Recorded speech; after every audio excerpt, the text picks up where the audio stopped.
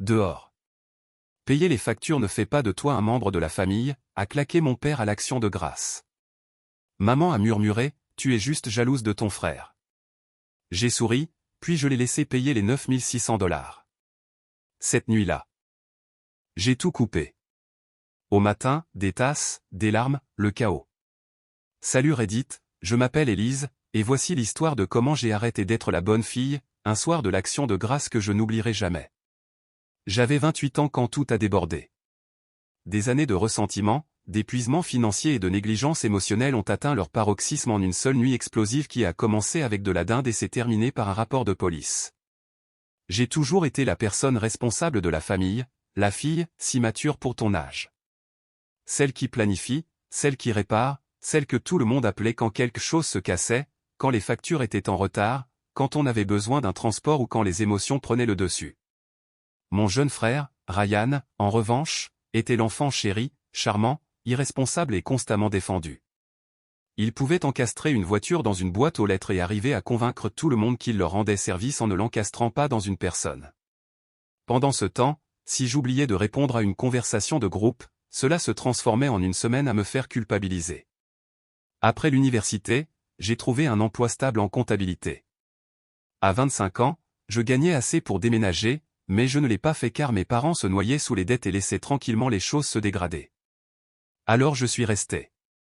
J'ai commencé à payer les courses, puis les charges. Finalement, je couvrais le prêt immobilier les mois où l'entreprise de mon père périclitait, ce qui, pour ne rien vous cacher, arrivait souvent. Je ne me suis jamais vanté. Je ne me suis jamais plainte. Je continuais juste à réparer, à payer et à donner. Et puis l'action de grâce est arrivée. Nous recevions, comme d'habitude. J'avais pris un jour de congé pour nettoyer la maison, préparer la nourriture et faire les courses. Ma mère sirotait déjà du vin à midi en se plaignant que la sauce au canneberge n'était pas faite maison, alors qu'elle n'avait pas cuisiné la moindre chose. Mon père était dans le garage à bricoler quelque chose d'inutile, probablement pour éviter de mettre la table. Et Ryan ? Ryan est arrivé 1 heure avant le dîner dans un sweat à capuche de marque, Puanlo de Cologne, racontant à quel point le travail était si épuisant, même s'il ne travaillait qu'à temps partiel dans une boutique de vapotage et vivait sans payer de loyer dans l'appartement que mes parents payaient encore. Le dîner a commencé dans la tension, comme toujours. Les conversations étaient chargées de faux rires et de piques subtiles. Ma tante a parlé politique, mon cousin a fulminé contre les crypto-monnaies, et ma mère n'arrêtait pas de rappeler à tout le monde que Ryan travaille si dur et a juste besoin d'une pause. J'étais assise en silence, sirotant mon vin, essayant de ne pas exploser. Jusqu'à ce que mon père se tourne vers moi et dise, sorti de nulle part, tu sais, Élise, payer les factures ne fait pas de toi un membre de la famille.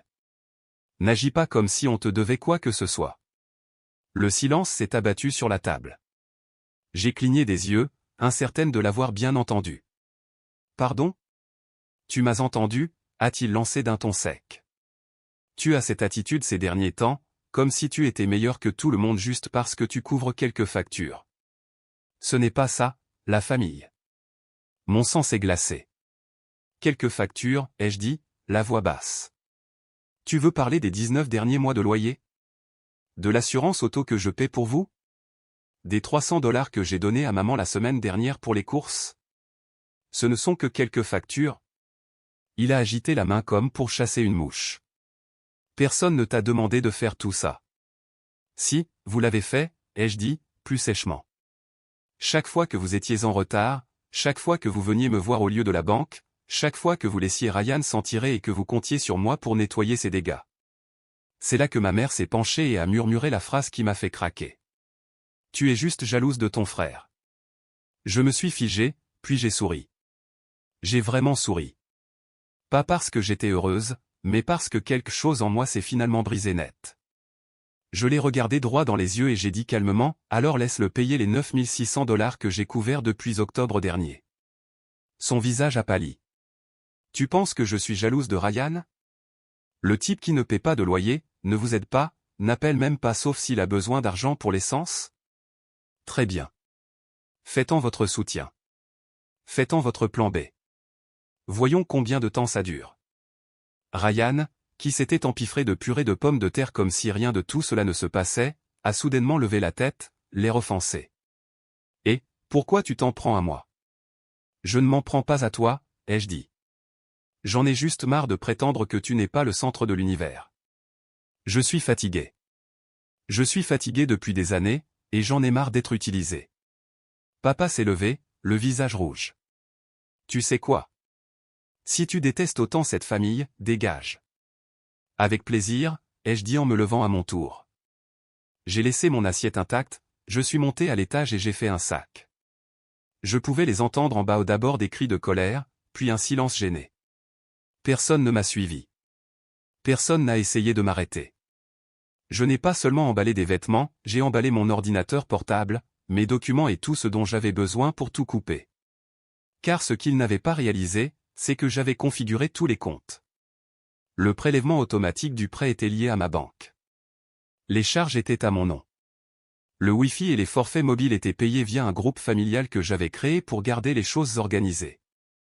Et cette nuit-là, depuis une chambre d'hôtel à 2 villes de là, j'ai tout coupé. Je me suis connecté, j'ai annulé les paiements, désactivé les cartes, révoqué les accès et supprimé les identifiants. À minuit, la facture d'électricité était en retard, Internet était déconnecté et le forfait mobile avait été annulé avec un dernier préavis. Je ne l'ai pas fait par dépit. Je l'ai fait par liberté. Mais le lendemain matin, le chaos a explosé. Mon téléphone, sur un nouveau forfait solo, s'est illuminé de messages. D'abord de maman, Élise, que se passe-t-il? Nous n'avons pas d'internet. Le thermostat ne fonctionne pas, puis de papa, tu es folle? Nous ne sommes pas des animaux, nous avons besoin de chauffage. Et enfin, la cerise sur le gâteau, un appel d'un officier de police.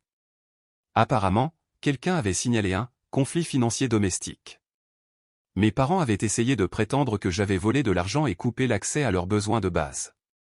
L'officier à qui j'ai parlé était confus quand je lui ai expliqué que j'étais la seule titulaire des comptes et que je ne payais tout simplement plus les factures pour des adultes qui m'insultaient et me rejetaient. Aucune charge n'a été retenue, mais le préjudice émotionnel était fait. Dans l'après-midi, ma tante m'a envoyé un texto pour me dire que ma mère pleurait et me suppliait de revenir. Ryan a posté une publication éphémère énigmatique sur Instagram à propos des serpents dans la famille. Et papa? Il est resté silencieux car, pour une fois, il ne pouvait pas régler ça en criant. Il allait devoir affronter la situation sans moi. J'ai passé la matinée suivante à siroter un café d'hôtel bon marché et à lire chaque message qui arrivait, un par un, comme si j'épluchais des années de culpabilité. Ma mère a envoyé au moins une douzaine de textos, allant du déni à la crise de nerfs totale. Tu nous punis pour rien. Tu aurais pu nous parler comme une adulte. Nous t'avons élevé, Élise. Nous t'avons tout donné. L'ironie m'a presque fait rire. J'ai eu envie de répondre, vous m'avez tout donné, sauf le respect. Mais je n'ai pas répondu du tout. À la place, j'ai réservé un Airbnb pour une semaine avec l'argent que j'aurais utilisé pour la facture de téléphone de mes parents. J'avais besoin de temps, d'espace, de paix. Le deuxième jour, les messages se sont raréfiés. Papa n'avait pas dit un mot depuis son explosion de colère. Ryan publiait toujours des messages indirects à mon sujet, du genre « La famille, ce n'est pas le sang, c'est ceux qui te soutiennent ». Je l'ai bloqué. J'en avais fini de soutenir des gens qui ne vérifiaient même jamais si mes pneus étaient à plat. Puis la véritable bombe est tombée. Un message de ma mère qui disait « Tu as coupé le prélèvement automatique du prêt ». La banque a appelé. Nous avons 45 jours de retard. Ils ont dit que nous pourrions être en défaut de paiement si nous n'envoyions pas le versement d'ici vendredi. Pas de « s'il te plaît », pas d'excuses. Juste de la panique. Juste la conséquence. Et je n'ai toujours pas répondu car je n'étais pas froide, je leur donnais quelque chose que je n'avais jamais donné auparavant, l'opportunité de faire face au poids de leurs propres décisions. Ce soir-là, j'ai appelé mon amie Alana, ma vraie famille, et nous nous sommes retrouvés pour dîner. Quand je lui ai tout raconté, elle m'a simplement regardé, les yeux écarquillés. Élise, c'est la première fois depuis des années que je t'entends parler sans avoir l'air d'être à 2 doigts de t'effondrer. Elle avait raison. Mon corps semblait étrange sans la pression de la vie de quelqu'un d'autre sur mes épaules. Le 4e jour, mon père a finalement craqué. Il a appelé d'un numéro inconnu. J'ai décroché. Élise, dit-il, la voix basse, fatiguée. C'est grave. Oui, dis-je calmement. C'est grave depuis longtemps. Il a soupiré lourdement. Je ne savais pas que tu couvrais autant. Ta mère, elle a toujours fait comme si tu le voulais. Comme si ça te donnait le sentiment d'être nécessaire. J'étais nécessaire, mais pas apprécié. Il y eut un silence au bout du fil. Je ne pensais pas ce que j'ai dit, murmura-t-il finalement. J'étais en colère, embarrassé. Probablement. Te voir tout gérer pendant que je n'arrivais même pas à avoir un salaire stable, ça me faisait me sentir inutile. Tu n'étais pas inutile, dis-je, me surprenant moi-même. Mais tu as agi comme si ce que je donnais t'était dû. C'est ça qui a rendu la chose insupportable. Il n'a pas argumenté. Il a juste dit, on a besoin de ton aide, ma grande. Je sais que tu ne nous dois rien, mais s'il te plaît, parle à ta mère. Elle est anéantie. J'ai fait une pause. Je lui parlerai, ai-je dit. Mais je ne rentre pas à la maison. Et je ne réactive rien. Le lendemain, je les ai rencontrés dans un restaurant public en terrain neutre. Ils semblaient différents. Pas en apparence, mais dans leur posture. La fierté passive-agressive habituelle de ma mère avait été remplacée par une sorte d'humilité tremblante. Elle avait des cernes sous les yeux. Mon père paraissait plus petit, en quelque sorte. Nous avons commandé du café.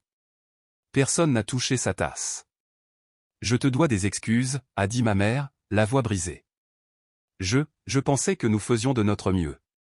Je n'avais pas réalisé à quel point tu avais pris en charge. Vous n'avez pas demandé, ai-je dit. Vous avez juste attendu ça de moi. Pendant des années.